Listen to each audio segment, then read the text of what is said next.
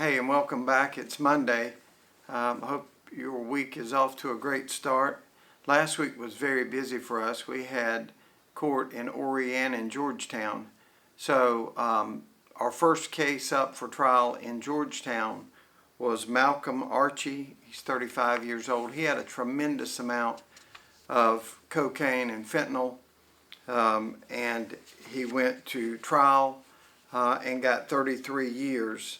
Now, that sentencing range, because what the police had weighed, they said that was over 800 grams of fentanyl. That is a tremendous amount of fentanyl, not quite 2 pounds of fentanyl. Obviously, those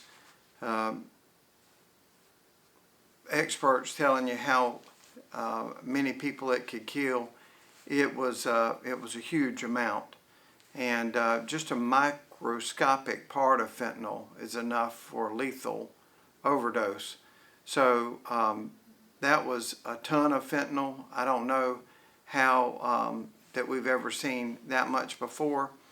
And there was also cocaine, and he was convicted on both charges.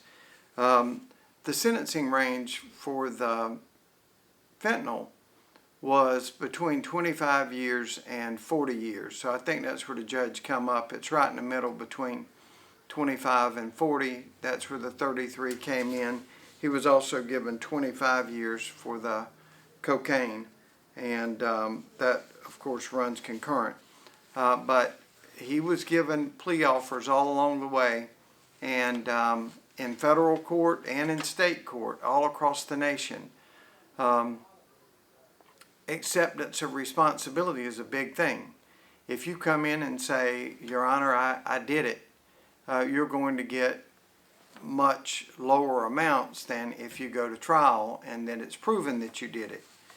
So Malcolm Archie got 33 years. He's 35 years old, and he would have to serve the vast majority of that, 85%, before he would be eligible for parole.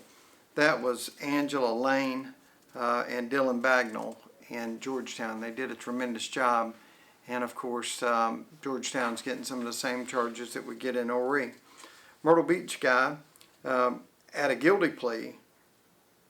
Ajuan Anderson, 24, of Myrtle Beach, pled guilty to second offense with possession with intent to distribute cocaine, and he got 10 years for that. Mr. Anderson had sold to a confidential informant, and of course what that is someone that's working off other charges, so it's all on videotape. He was more than likely going to be convicted for that, and he pled guilty. He took the guilty plea and received 10 years. So he's 24 years old. Again, he should have to serve at least 8.5 of that before he comes up for parole. We had a Conway man, Shamonte Graham, 25, that pled guilty to accessory before the fact of a violent crime, which was armed robbery. Basically, Shamonte Graham had set someone up. We had text messages where he was working with the person that ended up getting 20 years. That was Mickey McLeod. But Shamonte had set the thing up by saying, come over here and rob these guys and rob me too, to make it look like I'm part of it. So he also, one of the statements in there was, come rob us all. And then after the robbery, Mr. Graham would give a false name to the police and all of that sort of stuff, trying to mess up the robbery scheme. But McLeod got 20 years, Mickey McLeod, and Shamonte got 15 years for that, and he will also have to serve 85%, all of them serious crimes, and that was part of an armed robbery. Another case of interest was Damian Neely from Loris. He was involved in a shooting. It was involuntary manslaughter, which means that it was an accident or a mistake, but it's a reckless accident. The perfect example of involuntary is the law school example is you're sitting in a deer stand and you see some movement over to the side and you see some horns or something like that, and you shoot into a bush and you end up killing somebody that's toting a deer out on their shoulders. It's an accident, but it's reckless. And Neely was 17 at the time, was sitting in the passenger seat of his car with his uncle, and he fired a pistol out of the driver's side window at a deer off in the woods. And he again got punished for that. Let me see. He was given the youthful offender sentence, so he will be in prison, and that carries 5 years imprisonment. But you would go to a youthful offender place where other youths are around, and that's the punishment for Damian Neely.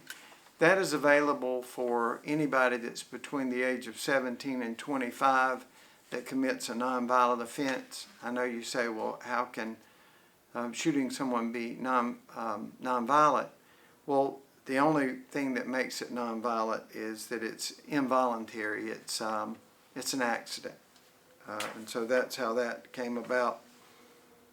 LaTroy Green, 25, of Surfside, he also pled guilty. This was to criminal sexual conduct in the first degree and burglary in the first degree.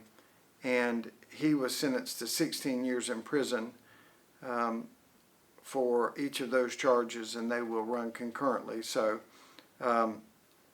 he is not eligible for parole, and then he's 25, so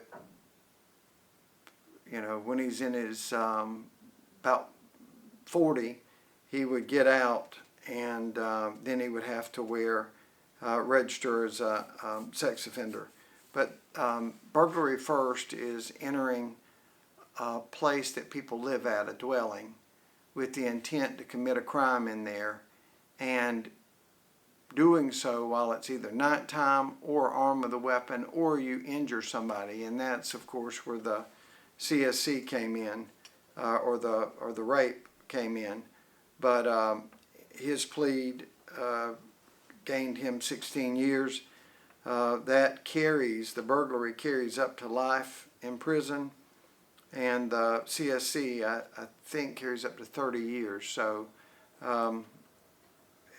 that may be CSC first, may carry up to life also. So he received 16 years, and we will be back trying cases this week in Horry. Georgetown's out this week, but we're starting trials this morning.